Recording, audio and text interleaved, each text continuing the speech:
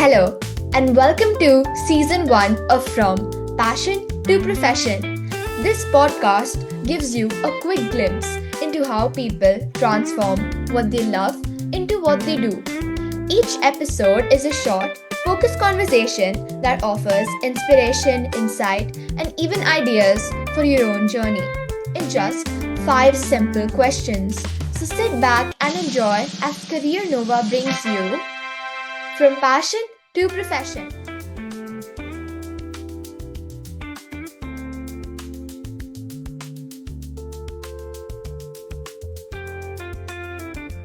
Hi everyone, I'm your host Saanvi, and today I have the pleasure of speaking with Mr. Krishnan, an accomplished business leader with over 2 decades of global experience across telecom, media, SaaS, and consumer sectors. He's currently the founder and CEO of Brihaspati AI. Previously, he served as the CEO of India.com, Z Media's digital arm. Welcome to the show, Mr. Krishnan. It's wonderful to have you here. Thank you very much, Saanvi. I'm really glad to be here and quite excited for this conversation, as excited as you guys are.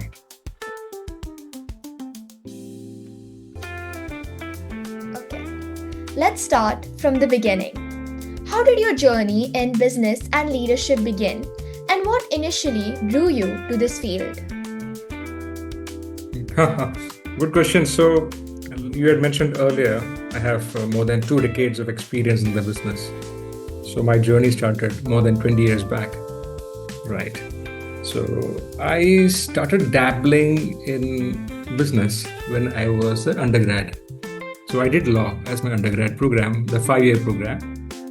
So, towards the mid part of my law program, I, along with a few of my friends, we started selling computers to make some pocket money. So we got hooked onto it and we continued doing that business, and we slowly started doing a bit more than selling computers, like developing software programs for small businesses and all. So later on, I did my MBA. I went on to do my MBA from IIM Ahmedabad. And from the campus, I started my corporate stint, sort of. Started with sales, then moved to marketing, then moved to operations, then slowly assumed full charge of business, again, spread across multiple industries. So all this kind of gave me the right exposure, met a lot of great, amazing people, worked with a lot of great entrepreneurs, learned a lot from them. It also inspired me to take my next plunge into entrepreneurship. So in the last 5 years, I had worked with multiple startups, which included one e-commerce player, setting up direct-to-commerce business for a large consumer durable brand. And as you mentioned, my last assignment in the corporate world has been the overall business in charge of a digital business for a media company. Right. Now I'm back in the entrepreneurial journey, trying my luck in building something which we hope the consumers will love. That's fascinating. It's amazing how early experiences can set the tone for a lifelong journey in business. Do you think your interests lean more towards the strategy side of business or the innovation and technological aspects? Well, we cannot keep strategy out of both the things what you mentioned, innovation and technology, right? And what is strategy? Strategy is a little bit more than the basic planning, right?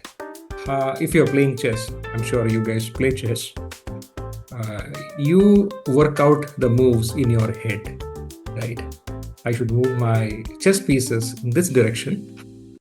Similarly, in a business, you plan out things from a product perspective, from a technology perspective, from a go-to-market perspective, which is how do we take the product? Once you develop the product, how do we take this product to the mass market, right? To consumer, right?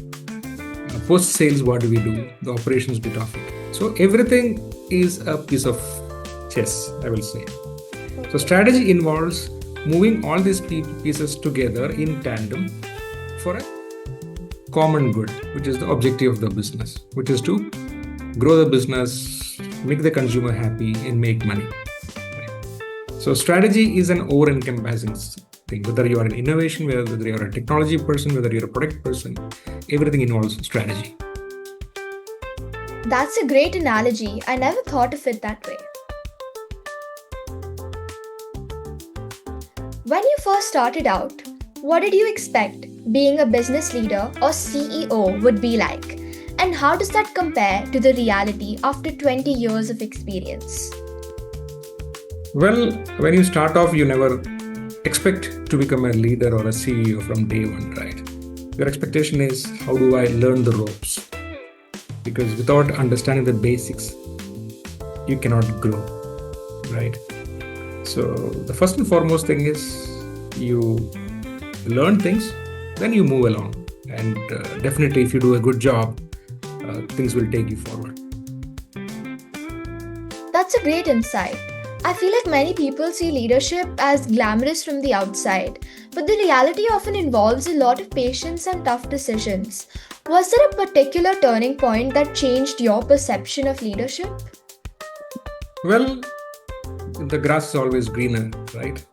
So when you are not a leader, when you are a foot soldier, you always used to envy the leader. It is easy for the leader to take decisions.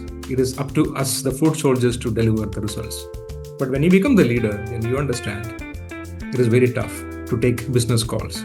Sometimes it puts you in very tight spots when it comes to, like, for example, business challenges, people management. And of course, the world of business is quite unpredictable. And as you are currently aware, the AI is going to be the next biggest disruptor in the world of business. It's already done enough of disruptions across multiple industries, but it is going to be bigger, right? So as a leader, you have to be aware of all these things, what is happening within the organization and outside the organization, both the internal and external factors, and accordingly work with your team and come with a game plan to address those challenges or the changing environment. That seems like a fresh perspective. You've led organizations of massive scale, from large media networks to innovative AI startups. What does a typical day in your life as founder and CEO of Brihaspati AI look like now?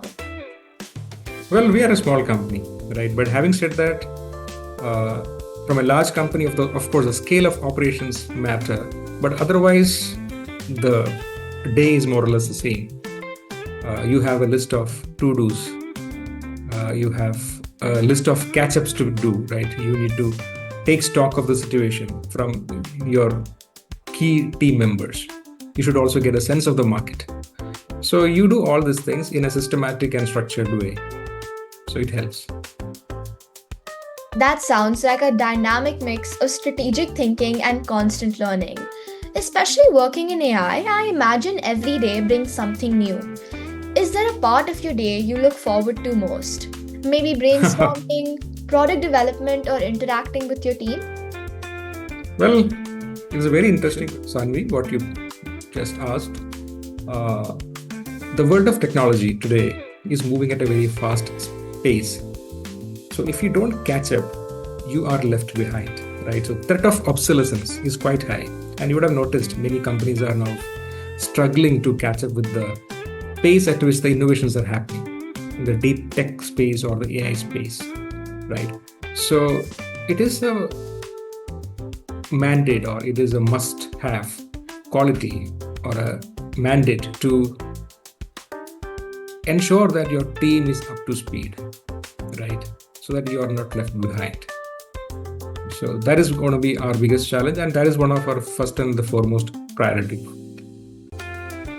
Okay. You mentioned adaptability. For listeners who aspire to work in business leadership or to start their own venture someday, what do you think are some of the most essential skills or qualities to succeed? Well, forget the business part of it. If you live in a society, you require these skills, right?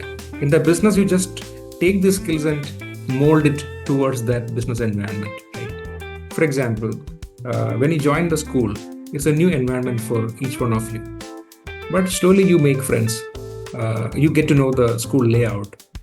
You also get to know the teachers, the teaching methodology, which will be different from the previous school you would have attended, right? So you're good at adapting, and that's a great quality of human beings, right? We are good in adapting to things. We are good in adopting new habits. We are very good in surviving, right? The same quality, just amplify a little bit in the perspective of, say, business. That's it. So it is not, I will say, it's not a big rocket science what we are talking about here. It is very much ingrained in each one of us, adaptability. That's such valuable advice. I feel like sometimes people fail to look what's inside them.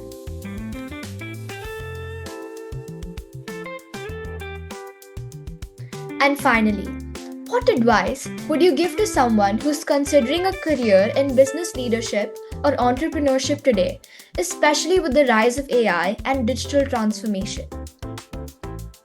Well, the first and foremost advice which I will give is take things at your own stride.